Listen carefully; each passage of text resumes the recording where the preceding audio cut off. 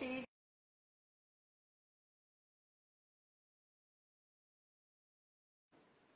Olá, boa noite, Mari. Boa noite, Gabi. Boa noite, meninas. Boa noite.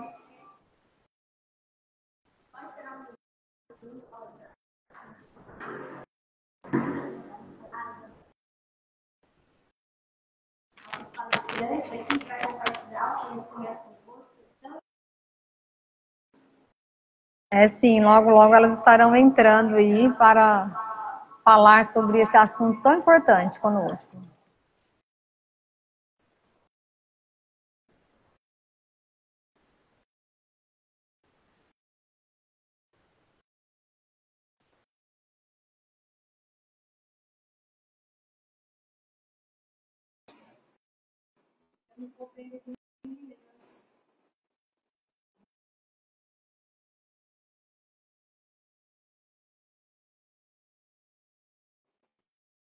Bom, pessoal, nós vamos passar aqui para vocês mais ou menos qual que é o conteúdo da nossa live. Esse mês, né, de setembro, é o mês do Quebrando o Silêncio, um projeto aí que já tem muitos anos que a Igreja Adventista vem fazendo para levar as pessoas, aos nossos membros da igreja, assim como a nossa sociedade, informações tão importantes que é sobre essa questão do abuso sexual infantil. Com certeza, se esse assunto não de alguma forma, né, não faz parte ali do seu convívio, isso é muito bom. Mas com certeza, quando a gente tem ali o conhecimento, a gente consegue alcançar outras pessoas. Então, você vai ter o privilégio de aprender para poder compartilhar. Então, o tema da nossa live hoje é o que é o abuso sexual infantil. E a importância de falar sobre esse tema, né, Val? Isso mesmo, Mari. Isso mesmo. O nosso objetivo, né, Val? Então, nosso objetivo é informar e discutir os danos psicológicos decorrentes do abuso sexual infantil. Sim. E para poder compartilhar esse conteúdo, nós vamos convidar agora a doutora Camila e a doutora Gabriela. Nós vamos chamá-las aqui para poder participar conosco.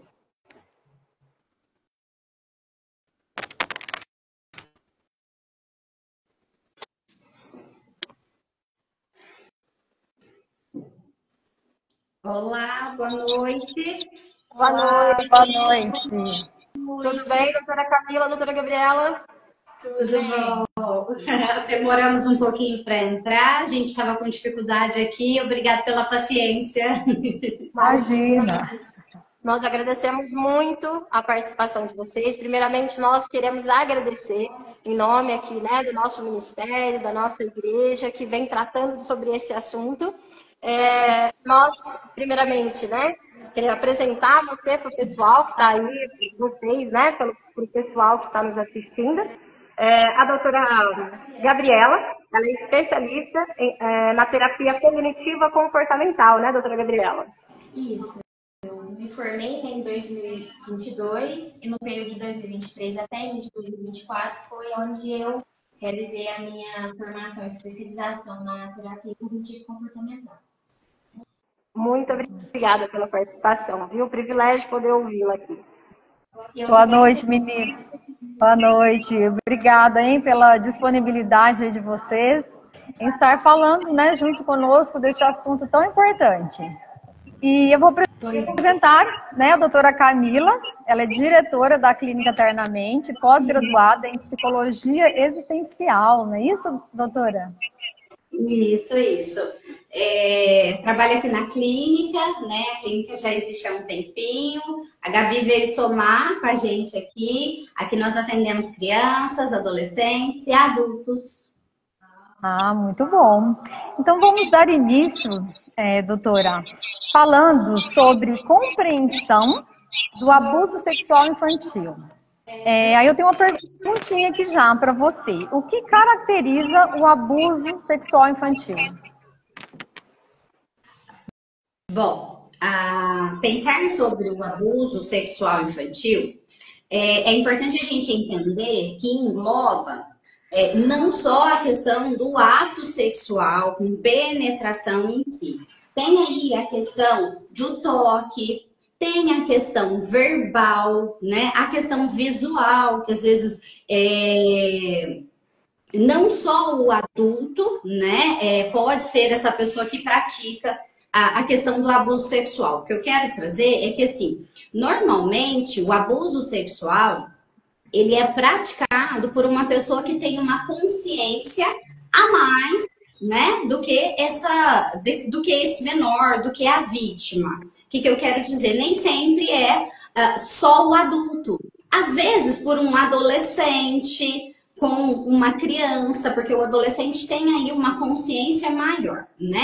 Então, o que caracteriza essa questão do abuso é trazer algo para esse menor, para a vítima, que ele ainda não tem consciência, que ele ainda não consegue interpretar aquele tipo de toque, aquele tipo de fala, aquela conduta. Então, por isso o nome abuso, né? É algo que abusa ali da condição, da consciência daquele menor, tá? Então, para a gente entender que a questão sexual é que envolve aí toda essa questão, às vezes, da sedução, da forma para trazer a vítima para perto ou até mesmo para coagi-la, né? Obrigada, doutora. Doutora Gabriela, e quais são os sintomas que indicam que a criança pode ter sofrido abuso sexual?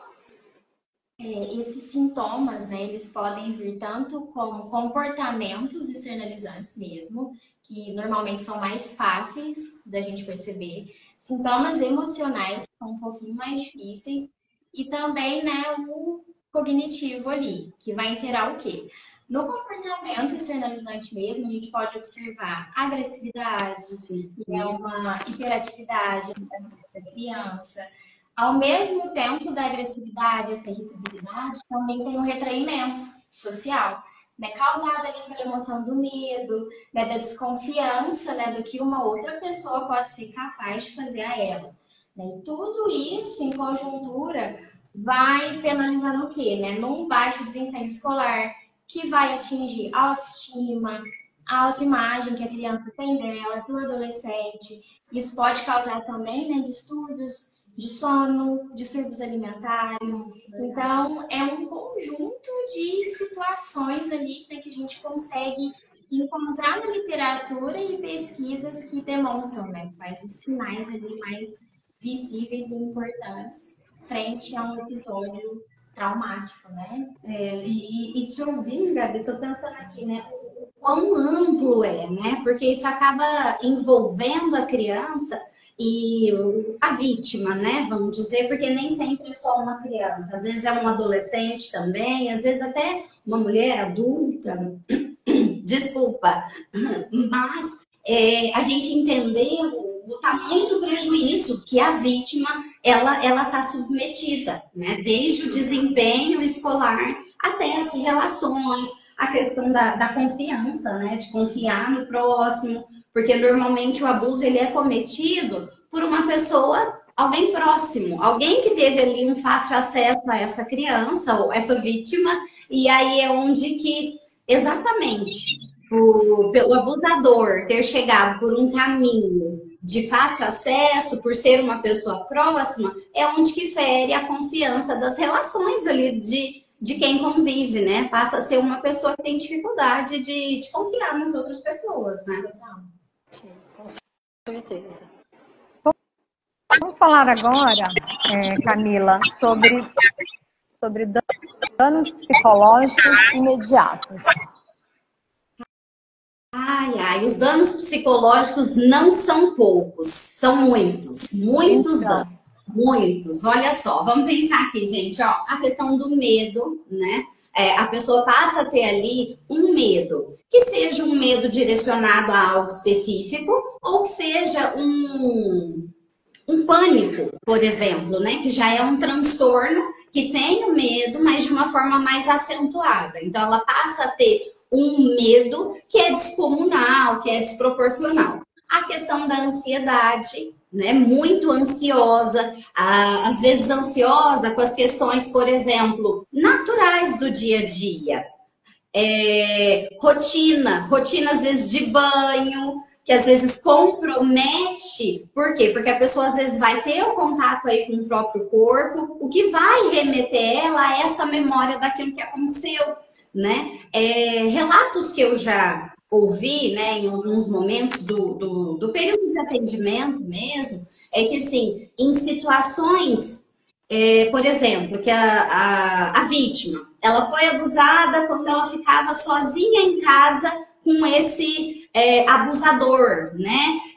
Sempre que ela percebia ali o movimento, que alguém ia sair e ela ia ficar sozinha com esse abusador, já era um sinal ali que ela começava a ter crise ansiosa mesmo. Por quê? Porque ela já previa que ao ficar sozinha com aquela pessoa, infelizmente, aquela situação ela podia voltar a repetir, né? Então, esses momentos que marcam o abuso acaba sendo aí um fator, um gatilho mesmo para a questão da ansiedade. Então, já falei, medo, ansiedade, culpa. Nossa, o sentimento de culpa é sofrido até pensar, porque muitas vezes a vítima acaba se sentindo culpada pelo abuso. Sim, que mantém o silêncio, né? Exatamente. Então, assim, é algo muito difícil para a vítima lidar. Porque às vezes ela fica com a sensação, mas será que foi eu que dei abertura? Mas eu não falei não.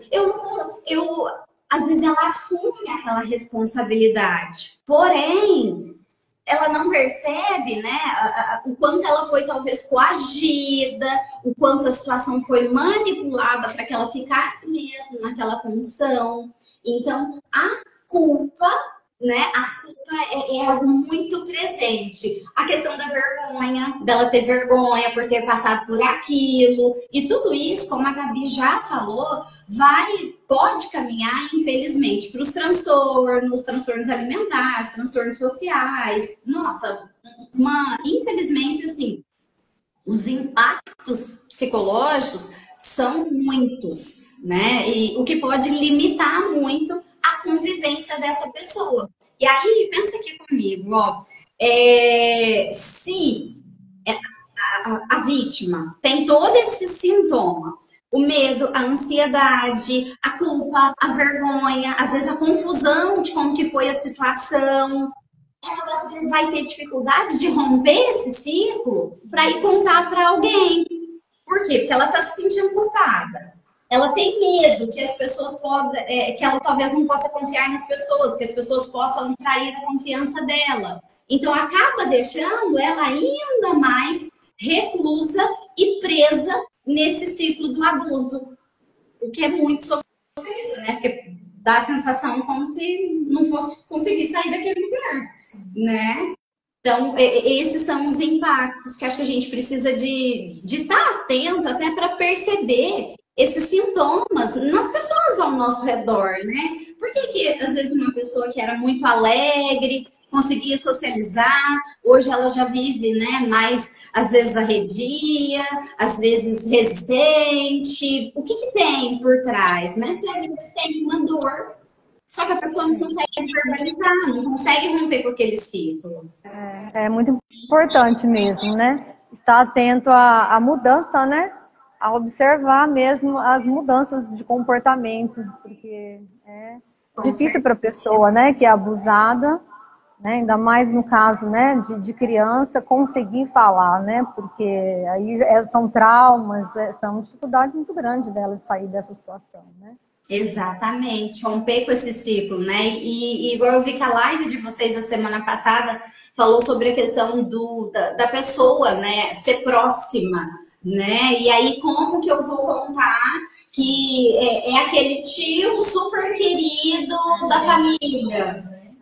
Como que eu vou contar que é aquela pessoa de dentro de casa? Eu me sinto culpada, eu que fui abusada. Então, assim, que bom que vocês dão espaço para dar voz para isso, né? Para que as pessoas que sofrem possam realmente encontrar um caminho, encontrar realmente uma ferramenta para ajudá-las a lidar com essa dor que fere, né? Fere a alma, fere o corpo, fere até as questões cognitivas, como a Gabi falou, que atrapalha até o desempenho, né? É isso mesmo. Sim, até uma palavra, né, que a doutora Gabriela ela usou, que é uma coisa traumática, né? Quando a gente fala de traumático, é algo mesmo que impacta diretamente a vida daquela criança. Eu acho uma questão muito importante, inclusive, é que quando essa criança ela vai procurar, já é difícil para ela procurar alguém ali onde ela possa confiar, uma vez que a confiança foi perdida. Mas algo muito importante também é como essa pessoa que vai receber essa informação, né, daquilo que aconteceu, como que ela vai tratar dali para frente. Porque, com certeza, ela rompeu várias barreiras para chegar até o momento de fazer aquela confissão ali, né? Até a pergunta, né, seria para a doutora Gabriela, que foi exatamente sobre como isso afeta o desenvolvimento emocional e psicológico. Mas a gente falou bastante aqui, né, como isso afeta. Então, acho que realmente é algo que a gente precisa estar preparado. E só o conhecimento pode nos fazer isso, né, doutora? Só esse conhecimento, saber o quanto essa pessoa que venha passar por isso precisa que a gente tenha esse conhecimento para poder, então, ajudar de alguma forma, estarmos aptos, né? Seja dentro da nossa família ou para a nossa sociedade. A gente precisa ter essa empatia, né? Esse amor pelo outro, através do conhecimento, para que a gente possa, então, estar à disposição dessas pessoas. Sim. Doutora Camila, existe alguma diferença de danos psicológicos entre as diferenças de idade? Bom, até voltando na resposta da Gabi, que foi sobre os danos psicológicos na criança, né? A criança, vamos pensar, e pode me ajudar, Gabi, fica à vontade, caso queira. A criança, ela está ali no seu processo de desenvolvimento, ela está começando a socializar, começando a aprender. E aí, de repente, ela é tolhida, né? A vida dela aí passa por esse episódio traumático. O que compromete ali tem muita questão do prejuízo cognitivo, do desempenho, do senso que a criança estava em processo de construção de si, né? Em algum momento ela perde essa questão do sentir-se protegida. Então, assim, na criança eu vejo que interfere também nos aspectos cognitivos, do desenvolvimento. Muitas crianças que sofrem até por dificuldade de aprendizado, tem às vezes algum trauma ali que acaba bloqueando, acaba impedindo que ela vivencie aquilo ali de uma forma melhor, tenha um melhor aproveitamento. Na questão da pré-adolescência, em que os meninos estão começando a ter aí uma identidade própria, tentando ser aceito, inserido em um grupo, isso compromete esse processo da socialização. Por quê? Porque a vítima tende a sentir-se inferior em alguns momentos, ela tende a sentir-se diferente, porque, como eu usei o termo agora, ela foi tolhida. Em algum momento, essa infância ou essa adolescência foi interrompida. Por quê? Porque ela passou a ter conteúdo, passou a ter acesso a um conteúdo que ela não estava preparada para lidar. Por exemplo, o conteúdo sexual, né? Por quê? Aí eu vou até pular para a adolescência. A adolescência, o adolescente ele já está ali com os hormônios mais à flor da pele.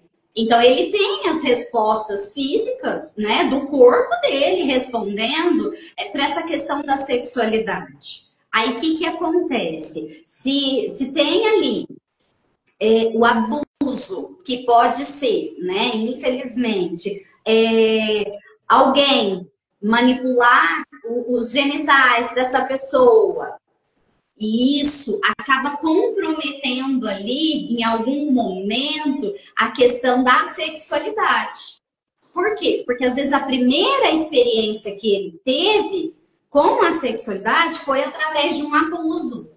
E aí é onde que às vezes ele não tem com quem dividir, E isso pode reprimir, pode ficar guardado dentro dele, trazendo muitas feridas emocionais, trazendo confusões mesmo, porque ele não consegue ele discernir o que é dele e o que é do outro, porque o outro invadiu esse espaço e abusou, trouxe para ele algo que ele não tinha, né? Então, os prejuízos em cada fase são diferentes, mas infelizmente também, eu acho que aqui a gente pode dizer que eles são cumulativos. Se acontece lá na infância, os prejuízos da infância soma com os prejuízos da pré-adolescência e infelizmente por aí vai traçando um caminho de muita dor. E quando não para, né, tem um prolongamento. A questão do abuso para um adulto já é difícil para um adulto lidar. Imagina uma criança e um adolescente que não tem aparato emocional para isso, né? Como a Camila comentou, é um desenvolvimento que é rompido, né? Um desenvolvimento saudável. Então, a criança e o adolescente passam a ter contato com situações e agora, né? O que eu faço com essa informação que eu Exatamente. Eu não estava preparada para isso. O que a gente faz com isso agora, né? Exatamente. E falar sobre esse tema, muitas vezes é um tabu. Que jeito que a gente vai falar com uma criança sobre sexualidade? Que jeito que a gente vai contar para essa criança que aquilo que o adulto fez não era para ter feito?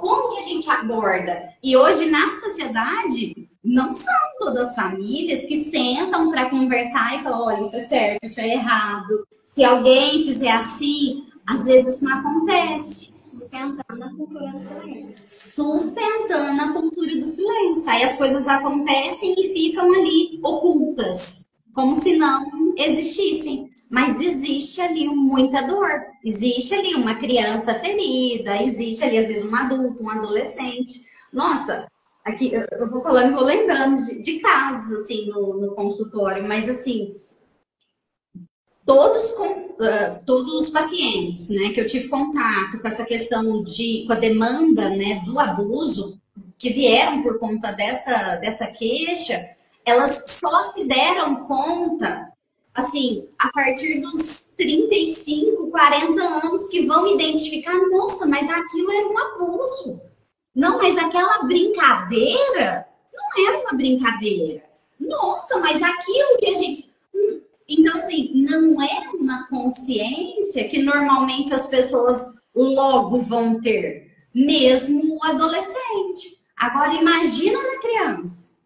Tem um traço ali que ela não sabe de onde vem e às vezes ela vai ter consciência muitos anos depois, entendendo que aquele toque, que aquela brincadeira não era muito bem uma brincadeira.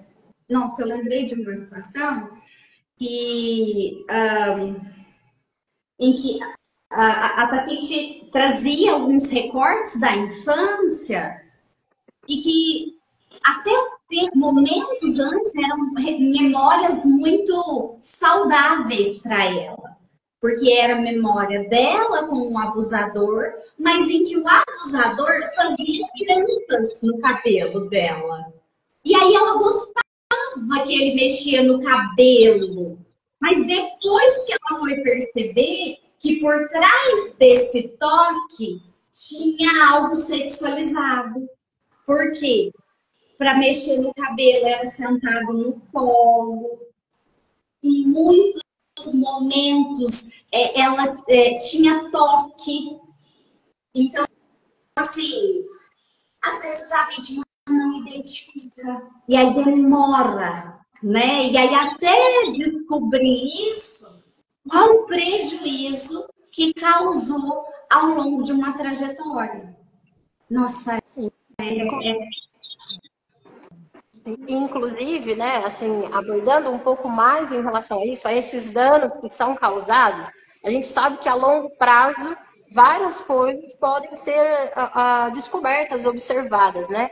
Doutora Gabriela, o que a gente consegue identificar a longo prazo após ter acontecido aí esse tipo de violência, esse tipo de abuso?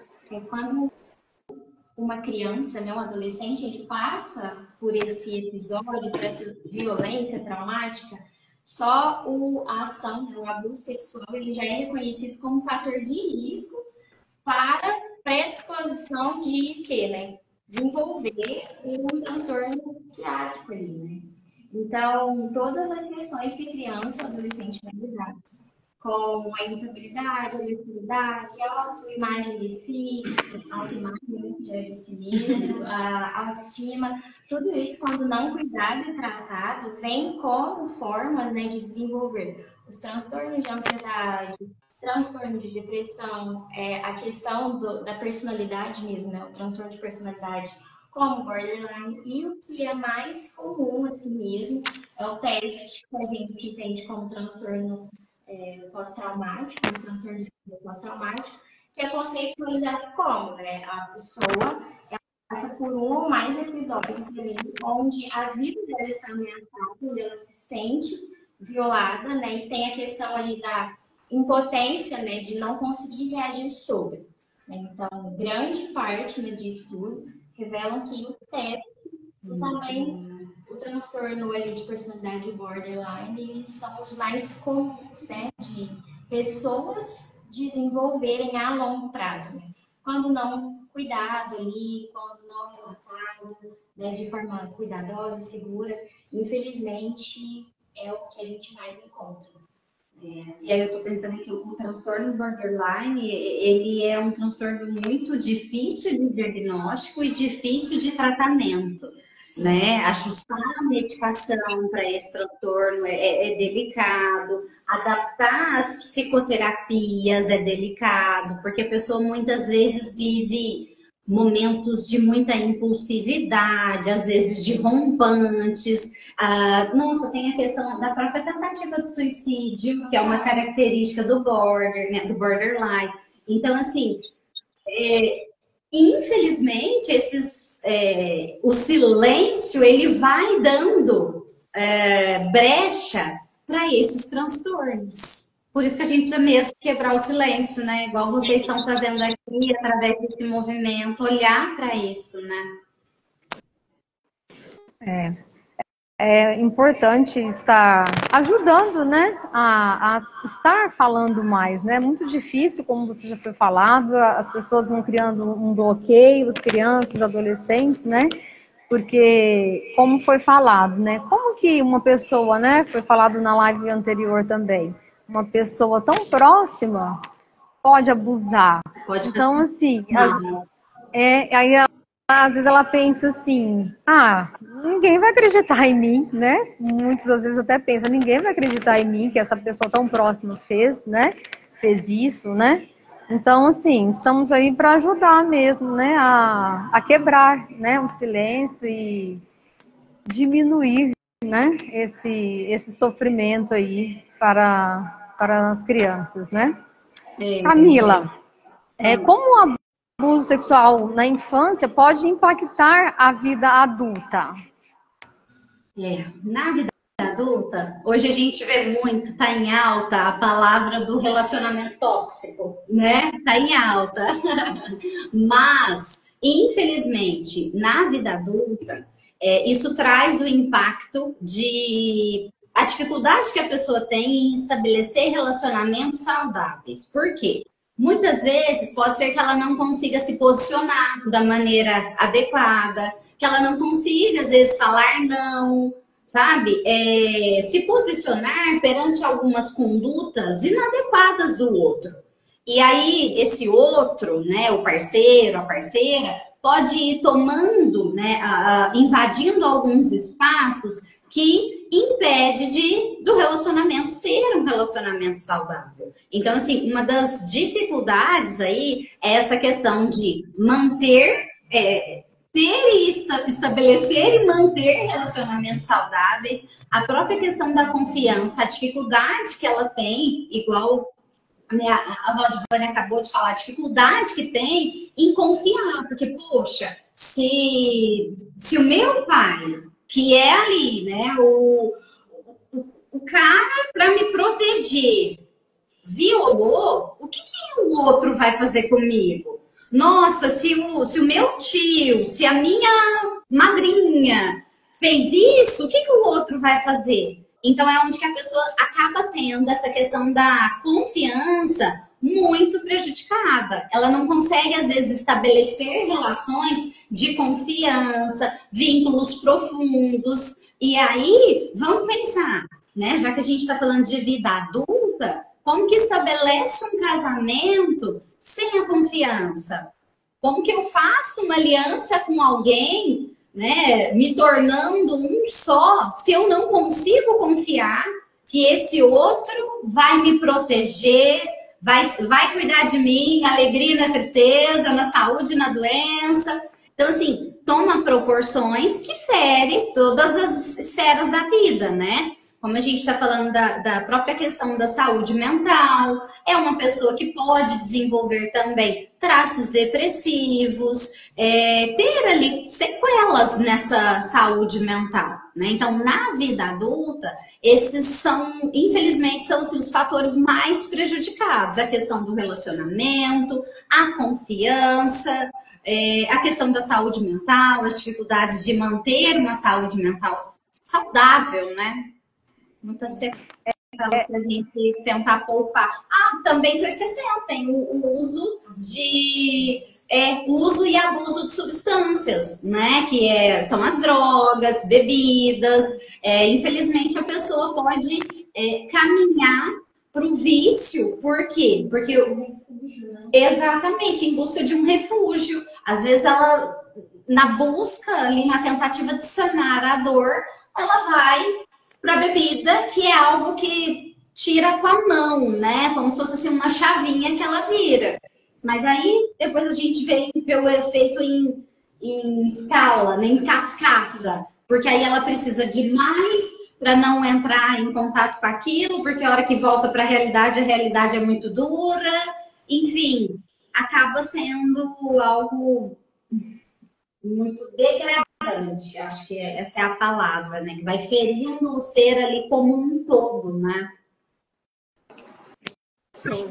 Doutora Gabriela, existe alguma ligação, né, entre o abuso sexual na infância e os transtornos, o desenvolvimento desses transtornos de personalidade, ou que hoje está muito grave, e isso impacta nessa situação? Tanto que já foi até mencionado né, dos que estão aí entre os mais a longo prazo, que é o transtorno borderline. Algumas características do transtorno, ele está muito ligado à impulsividade, né? Um medo intenso de abandono, que está muito conectado com essa desconfiança do que o outro pode me fazer, né? O que o outro pode me causar.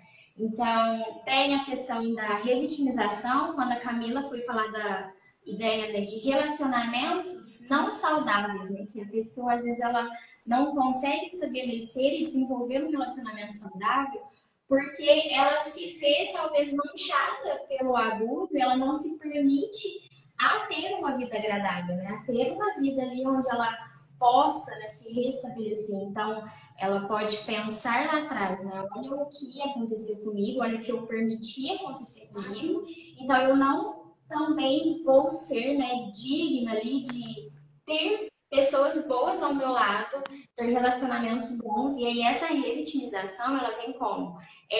Realmente se manter em relacionamentos abusivos, em querer situações perigosas, né? Ideações suicidas, a automutilação, tudo isso, outros podem ver como o famoso, né, nossa, quer aparecer, né? Tá fazendo isso para chamar a atenção. Principalmente pessoas que lidam com o transtorno, e infelizmente tem que lidar com essas falas, né? Com essas ofensas, né? E tal. Mas é uma forma ali que eles encontram de minimizar uma dor emocional. Como que a gente explica uma dor emocional? A gente consegue mostrar uma dor física ali, um ralado no joelho, todo mundo vê e sabe que dói. Mas como a gente consegue realmente externalizar essa dor emocional? Então, a automutilação, ideação suicida, comportamentos suicidas, né, que é muito presente nessa instabilidade emocional do transtorno border, essa revitimização, a procura por relacionamentos que não são saudáveis, né, situações perigosas ali, desconfiança, medo de abandono.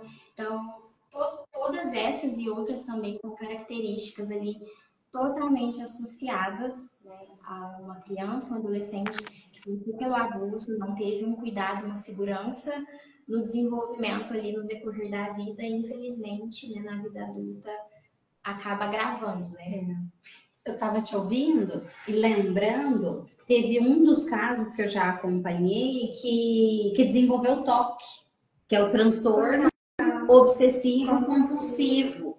Por quê? Porque a todo momento ela se sentia suja, suja. Então ela se lavava muitas vezes e ela sempre se sentia suja. Só que não era um sujo de sujeira física, poeira, não.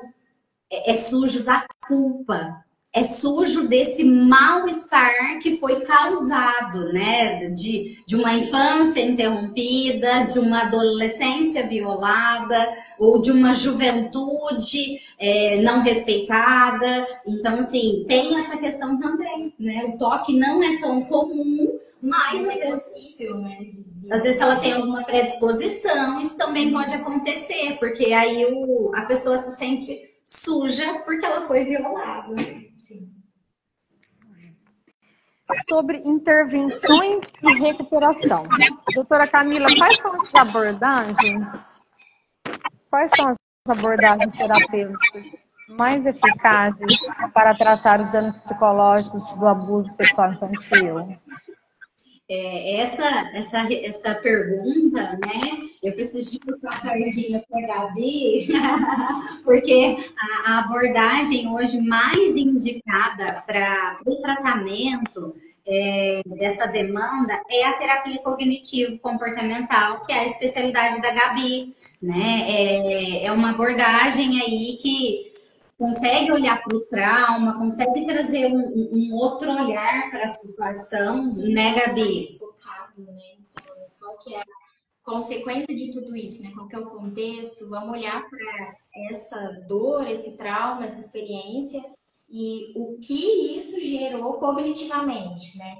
Generalização de pensamento, quando a Cláudia foi falando, né, da questão de se essa figura paterna me fez isso, então logo todos os outros vão fazer, né? Então, isso é uma distorção cognitiva, né? De generalização, de não confiar nos outros, né? De entender que as outras pessoas, a qualquer momento, elas poderão me trair, me fazer algum mal. Então, é muito de lidar com o cognitivo mesmo e o emocional sempre, né? Então, é algo tentando ressignificar aí para a pessoa que sim, teve esse evento mesmo, aconteceu, é triste, a gente entende e respeita a dor dessa pessoa, mas tenta aí olhar também para como ela tem encarado isso, né? O que ela tem feito a partir disso. Então, hoje, a terapia cognitivo-comportamental, né, Gabi? É a mais indicada, né? Sim, por entender, né, pela... Talvez... Certo, menina. Algo que a gente falou logo no começo da live, né? Nós falamos que, às vezes, essas situações, a gente pode pensar que elas estão muito longe de acontecer com a gente mesmo, né? A gente está sempre falando com os filhos, com os familiares ali, mas estar nessa live aqui hoje, dispor desse tempo, é justamente, como disse, para agregar o conhecimento e poder ajudar aquelas pessoas ali que, de repente, estão passando por isso. E a minha pergunta para você, doutora Gabriela, é justamente sobre isso. Como a família ou a comunidade pode apoiar uma pessoa, uma criança, um adolescente que tenha sido vítima do abuso? Eu acho que o ponto primordial, né, é não manter o que tem sido feito até aqui, né, de culpabilizar ou reforçar essa ideia, né, de vergonha, de não é bem assim, você é uma criança, você é um adolescente, né, você não entendeu direito o que aconteceu, mas o que fazer para apoiar, né, para quebrar esse padrão aí que a sociedade em si, né, tem mantido, é a escuta, né? E não é uma escuta passiva, né, de apenas escutar, mas é aquela escuta ativa, no sentido de acolher, trazer segurança para a criança e agir sobre o problema, né? Então, se determinada criança, adolescente, perpassou por isso, o que a gente pode fazer sobre isso, então? Né? Sempre entendendo que é um momento extremamente delicado da vítima, né? Ter esse cuidado e não piorar, fazer a criança, porque ela já passou pelo episódio. A ação de verbalizar, ela passa novamente pelo episódio, né? Porque ela vai reviver, né? Exatamente, ela vai reviver esse momento traumático. Então, o que a gente comentou bem no início, ela vai quebrando diversas barreiras até o momento de verbalizar isso para alguém que ela sentiu segurança.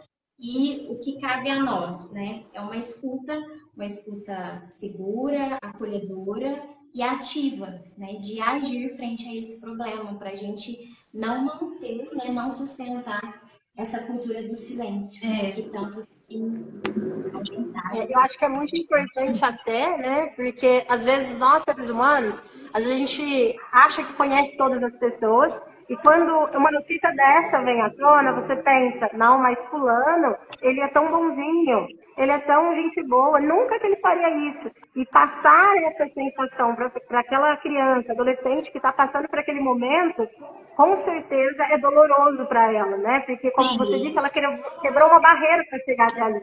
Para que naquele momento haja ainda uma desconfiança, né, de que aquela pessoa não seria capaz. Então, acho que a gente também tem que ter esse olhar de que a gente não conhece, né, de fato, as pessoas de uma forma tão íntima, onde a gente possa, de fato, saber se ela fez ou não aquilo, né? Então, essa escuta, como você disse aí, cuidadosa, ela é muito importante, ao meu ver. E dentro disso, né, quando a Gabi fala muito bem da escuta ativa, a escuta ativa não é a gente fazer justiça com as próprias mãos, então agora eu vou lá e eu vou fazer, porque às vezes não é isso que a vítima precisa, porque a vítima já se sente ferida. Então a gente precisa de entender como que eu posso te ajudar. Você quer, como que eu posso te levar, por exemplo, a um psicólogo, eu posso te levar num médico, porque às vezes precisa até mesmo de cuidados físicos, né? Como que eu posso te ajudar? O que você quer que eu faça por você? Porque senão, infelizmente, né, se eu pego na mão dessa vítima e falo, vamos lá que eu vou resolver isso agora, mais uma vez ela está sendo violada. Por quê? Porque eu não respeitei a dor dela, ela está ferida. Né? Eu acho que é importante a gente olhar que assim, olha, tem alguém aqui que está sangrando, tem uma ferida. Então, quando eu vejo alguém ferido, o que eu vou tentar fazer? Ou talvez eu vou tentar estancar o sangue, ou deita aqui, fica quietinho para não piorar. É isso que a gente vai fazer. Eu não vou pegar e vou lá brigar com quem bateu. Não é?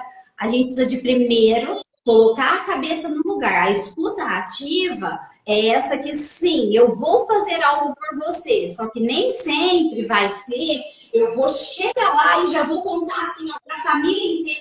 A gente precisa também de ter aí, difícil, eu entendo, tentar manter o equilíbrio nessa hora para falar, tá bom, eu estou com você, eu não vou te deixar, mas nós vamos tratar disso. Como que você se sente para a gente tratar disso? E por mais que seja uma criança, porque senão vai expondo na tentativa de tratar, mas fere ainda mais a confiança.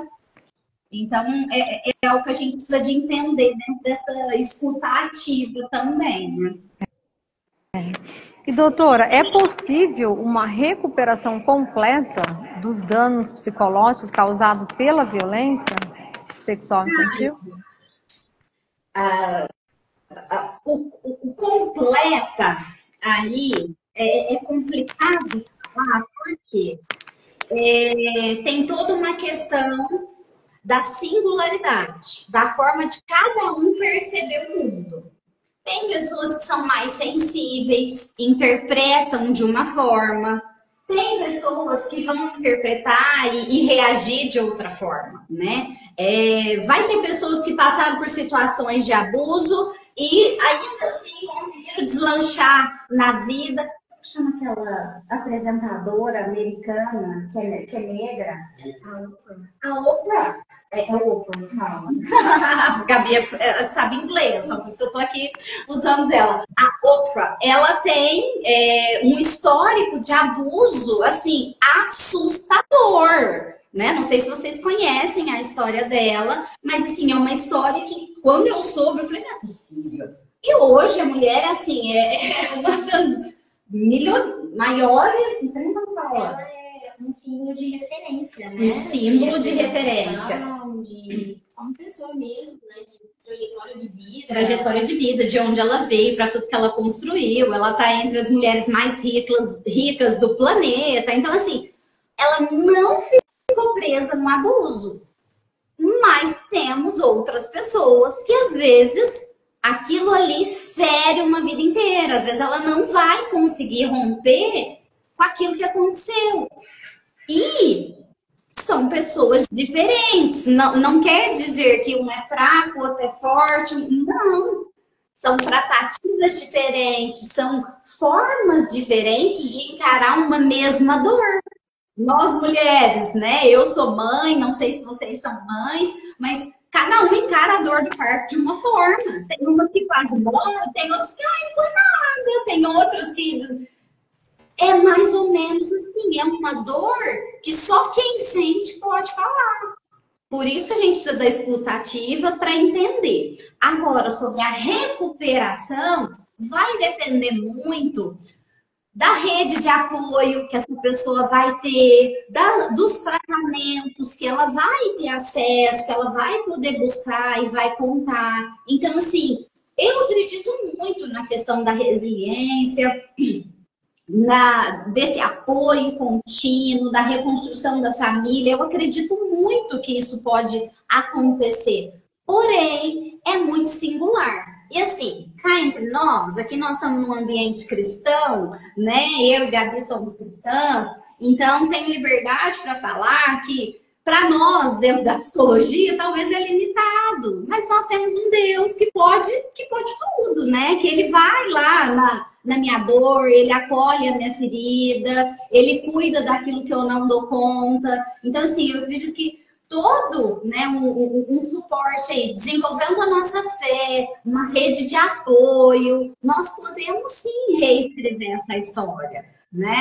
É difícil? É. Assim como qualquer cicatriz, nós sempre vamos lembrar. Porém, quando a cicatriza bem, a dor não vale mais. A gente lembra, mas não dói, não sangra mais, né? Então, acho que esse é o caminho para a gente pensar nessa reabilitação, vamos dizer. Sim. Eu acredito que, assim, hoje todo o conteúdo, né, que nós exploramos aqui, foi um conteúdo muito rico. Nós estamos caminhando para o encerramento. Está aberto aqui, se o pessoal tiver perguntas, pode colocar no nosso chat aqui. Muitas já foram esclarecidas. Enquanto vamos esperar uns minutinhos, ver se o pessoal tem perguntas, mas eu gostaria de fazer uma pergunta específica aqui em relação a essa criança ou esse adolescente, quando ele sofreu um abuso e ele vê novamente aquele abusador. Como que é para ela? Como que isso impacta emocionalmente, né?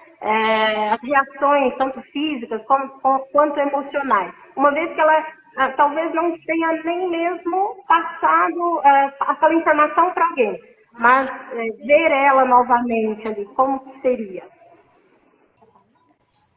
Posso começar? Já tive experiência, né, até de paciente também, ao relatar, né, o depois da ocasião, em ver como foi, né. Eu imagino que a gente pode entender que não é um momento agradável, né, caso essa situação ela não foi elaborada muito bem, ela não foi verbalizada, tratada, acolhida, escutada, né?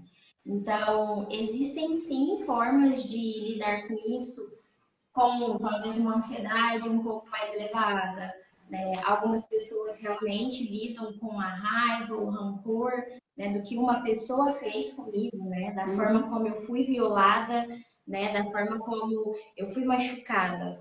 Então, eu acho que se liga muito com a fala anterior da Camila, no sentido de das diferenças, né, da singularidade que cada pessoa pode reagir frente à situação. Então, algumas pessoas, depois de um tempo, né, com essa forma mais trabalhada, curada, acolhida, vai olhar para o abusador e ver, né? Bom, ele me violou, ele me machucou, mas isso diz algo sobre ele, né? Agora eu decidi caminhar a minha jornada, viver a minha vida, olhar o que eu posso fazer tanto em saúde, para o meu bem-estar, né, para o meu emocional. E outras pessoas, infelizmente, ainda é um processo prolongado, né, para curar essa ferida, né? Então, pode ser difícil mencionar nome, pode ser difícil, né, se lembrar de pessoas que estão associadas, né, ao abusador. Então, imagina olhar, né, estar no mesmo ambiente, presenciar, com certeza, para essas pessoas, esse grupo, é muito mais delicado, né? É muito mais intenso de estar presente ao criminoso, né? A pessoa que foi o abusador ali mesmo de perpetuar esse evento, né? Essa violência. E é muito comum, né? A pessoa, ao entrar em contato, o coração acelerado, a sudorese, né? Que é a transpiração, a sensação de falta de ar, sintomas aí que são de taquicardia, sintomas aí que são da própria crise de ansiedade, né? Não que ela vá ter uma crise de ansiedade, mas ela pode muito ter os sintomas, né? De, às vezes, até não saber como reagir. Será que vai me atacar de novo? Será que vai acontecer alguma coisa? Então, assim, é aquilo que a gente falou sobre a questão da confiança.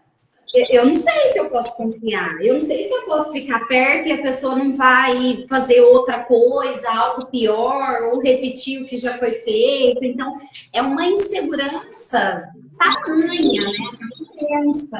Então, assim, é muito difícil esse reencontro, né? Porque acaba caracterizando ali talvez uma vulnerabilidade, né? Será que eu já superei para encontrar? Será que eu tenho que encontrar o abusador? É muito difícil pensar nisso. Nossa. Muito complexo, né? Se para a gente falar do assunto é complexo, imagina para quem está vivenciando, passando por aquela situação. Nós temos uma perguntinha aqui, eu vou ler para que vocês possam, então, responder.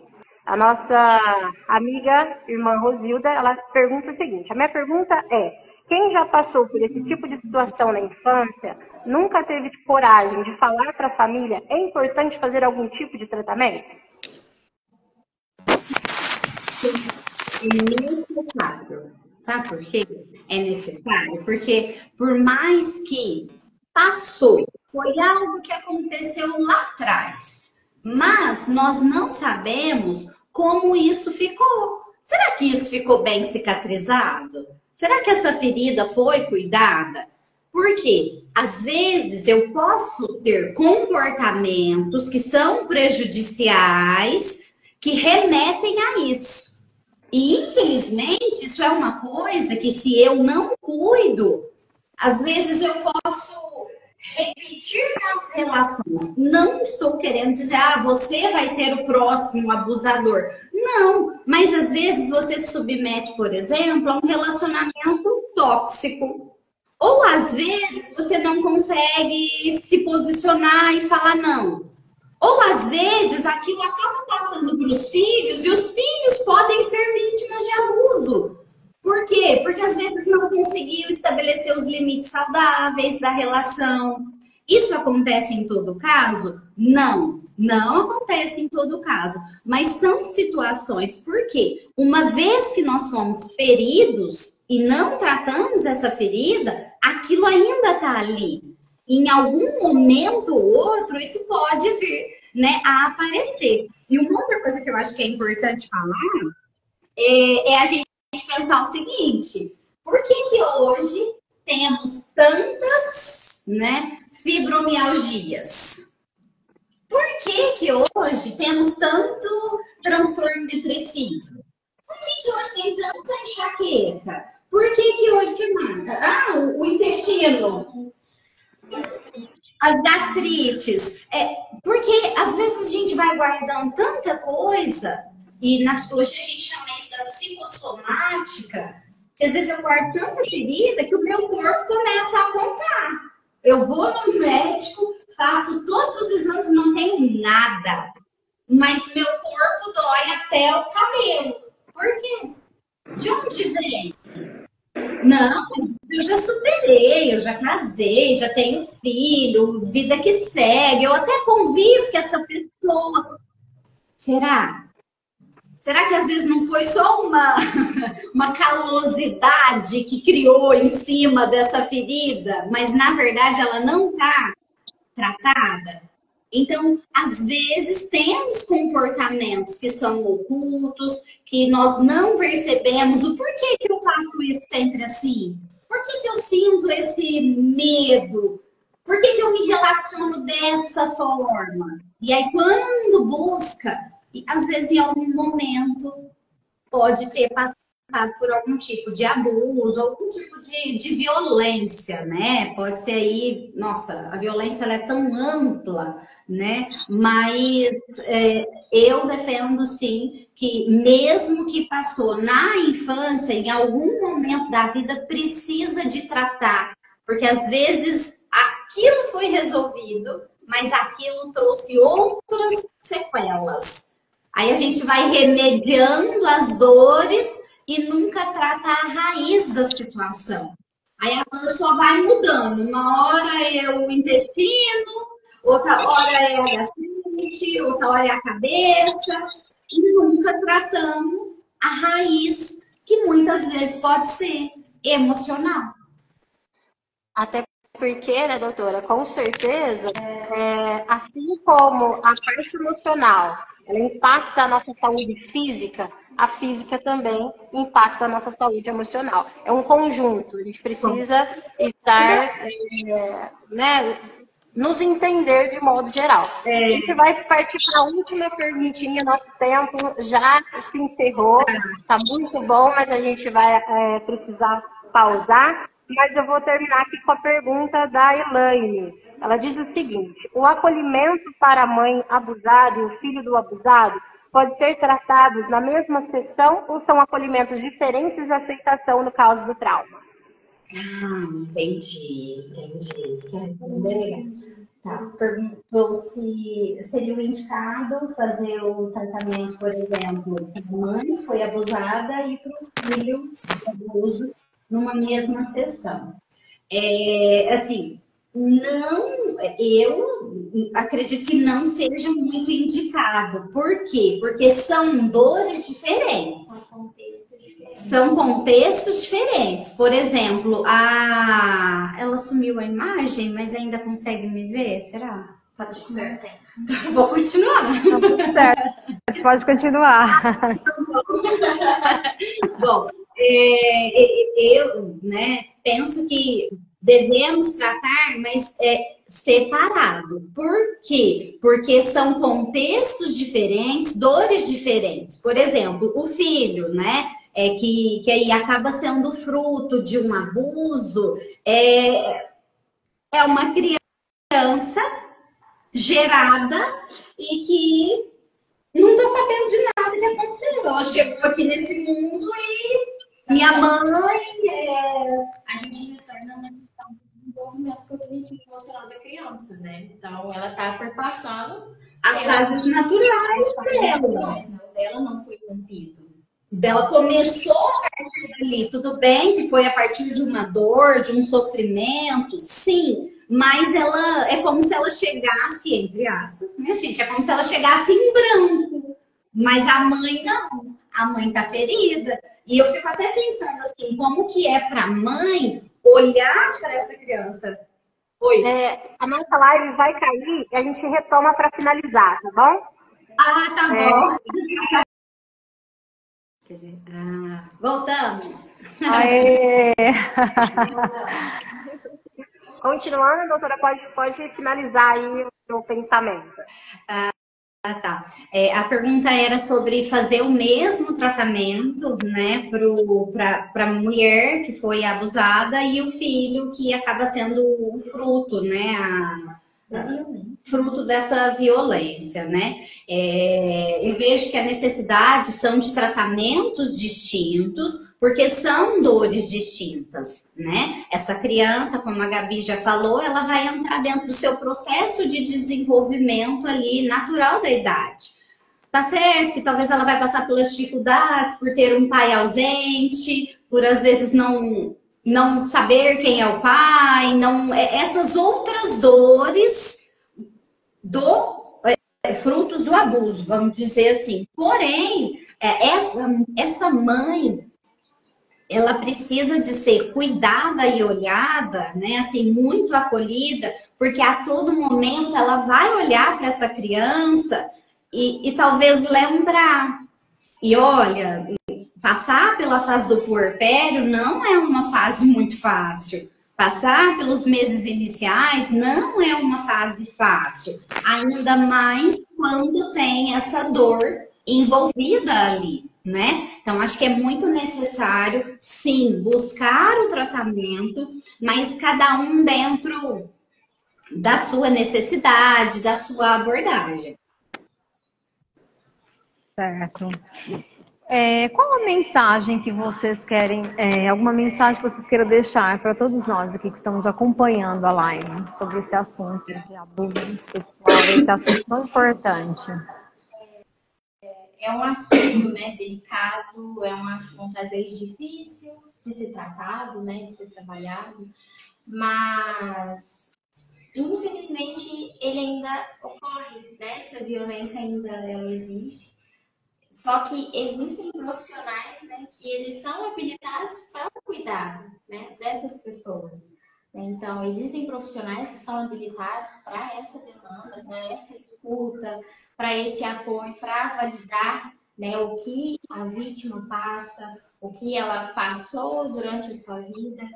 Então, ainda, né, que exista esse sentimento, essa sensação de culpa, de vergonha, de medo, de retraimento, essas emoções desagradáveis, elas só vão conseguir ser trabalhadas a partir do momento que realmente há procura, né, da ajuda. Sim, né? Não é porque você foi violado, você foi machucado, que precisa ser assim, né, pro resto da condenado vida. a isso. Existem ferramentas, existem recursos que estão aí para a sua melhora, né? Para cuidar dessa dor. Então, eu acho que hoje, a partir desse momento, dessa live, desse movimento que vocês fazem, né, de quebrar o silêncio, acho que é importante a gente encorajar as pessoas para buscar ajuda, que seja através ali do líder do grupo das mulheres, às vezes o responsável pela igreja, alguém que pode te ajudar a buscar apoio,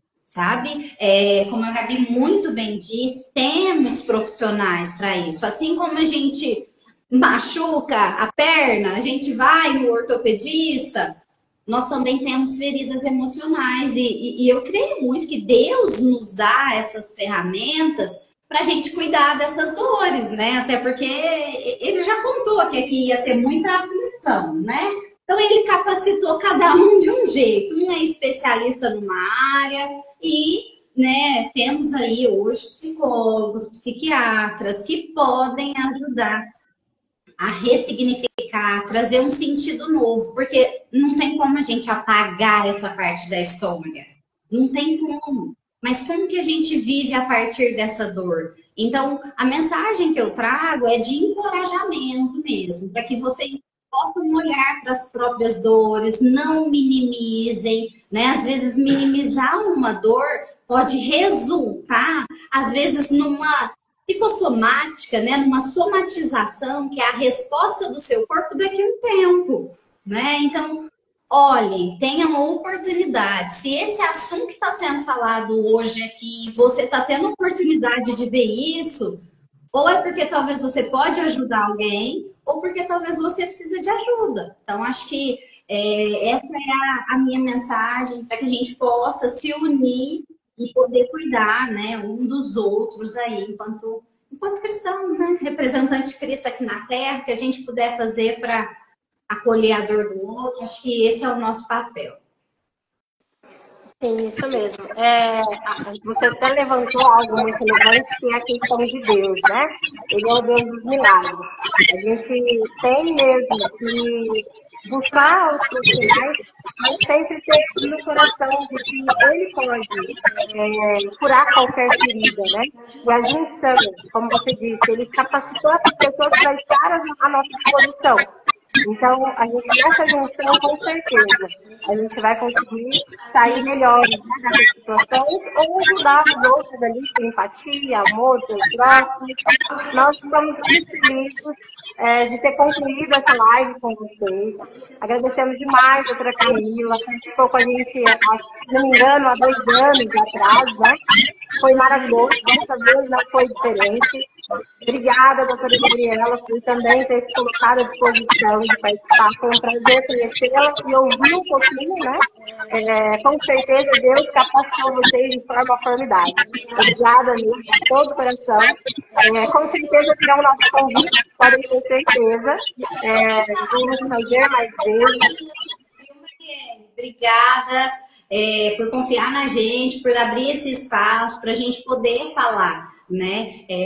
Eu acredito muito mesmo em poder ser ferramenta, né? Porque sim, Deus ele cuida de nós, mas às vezes ele nos dá ferramenta para a gente ir em busca desse tratamento. Às vezes ele não vai descer do céu e resolver, ele vai te dar caminhos para você tratar. Então, eu acho que a gente precisa estar atento a essa voz, ao comando que ele dá, para a gente buscar o tratamento das nossas feridas, né? Então, eu fico muito feliz de a gente poder ter esse espaço aqui. Agradeço muito a confiança e conte sempre com a gente, né, Gabi? Estamos aí para as próximas. Obrigada.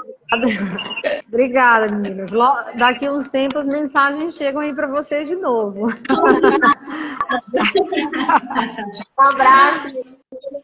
Tudo de bom. Como disse, um privilégio. Obrigada. Tchau, tchau.